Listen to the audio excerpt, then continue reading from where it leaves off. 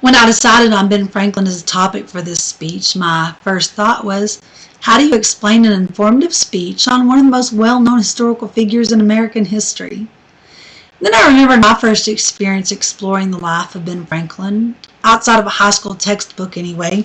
We were putting together a family history night for my kids' school and had decided on Ben Franklin as the subject for our family's presentation. Now this decision was based on a couple of very practical ideas.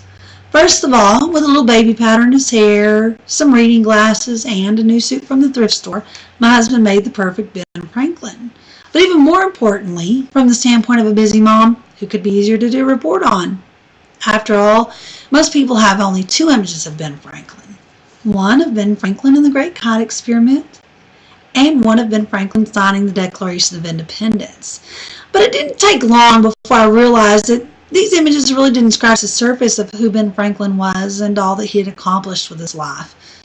One of my favorite websites, called The Electric Ben Franklin, really sums this up very well in its opening paragraph. It says, "Trying to comprehend Benjamin Franklin's life and legacy is like chasing a shadow.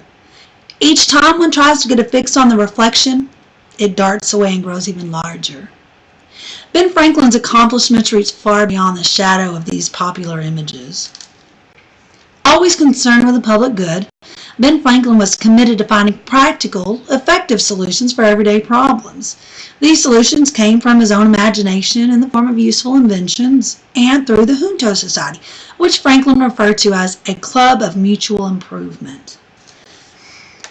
Ben Franklin believed that everyone deserved to benefit from his handy inventions, and so he chose not to patent them. Now, without a patent, he didn't easily profit from them and didn't get credit for a lot of them. But one invention that can be traced back to Franklin is still appreciated by anyone with over 40 eyes is the bifocal lens. Now, he simply got tired of switching from his reading glasses to his distance glasses, broke the lenses in half, put them back together, and created the first pair of bifocals. Who would have thought the odometer was created or invented before the car?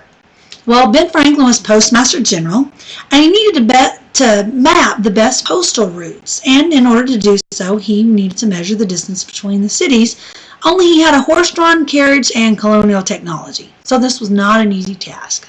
But, ever the scientist, Ben Franklin invented a simple device that counted the rotation of the carriage wheels to measure distance.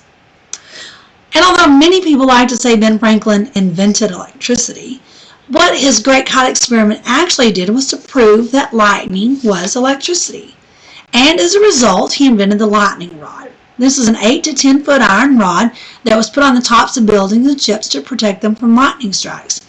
This invention was particularly important in colonial times because of the flammable rooftops that often caught fire and destroyed homes and businesses.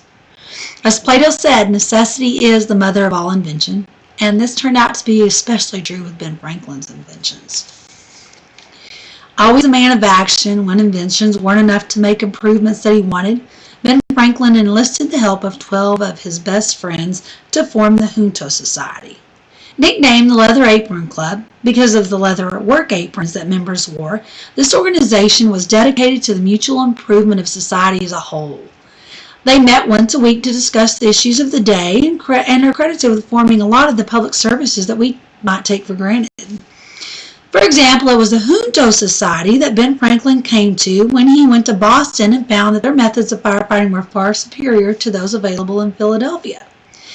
So, Ben Franklin and the Junto Society rallied the community, organized the first paid city watch and volunteer fire departments. They're also credited with creating the first lending library. They combined their books and collectively purchased new books every year to expand the library. This was a great thing because most books during that time were still shipped over from England, so it took a great deal of money and a lot of effort to get new books in the colonies, and mostly the well-educated people were the only ones that had access to any books. So this was a great thing, again, for the regular person in the community. The Junto Society lasted for 40 years before it evolved into the American Philosophical Society, which is to this day one of the nation's foremost scholarly associations.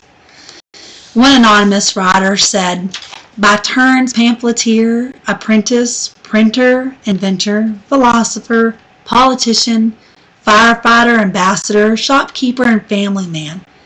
He was all of the above and none of the above. Ben Franklin was all of these things at one time in his life, but never defined by any of them exclusively. A printer by trade, a scientist by fame, and a man of action by all accounts. Ben Franklin's shadow grows each time we have the opportunity to chase it.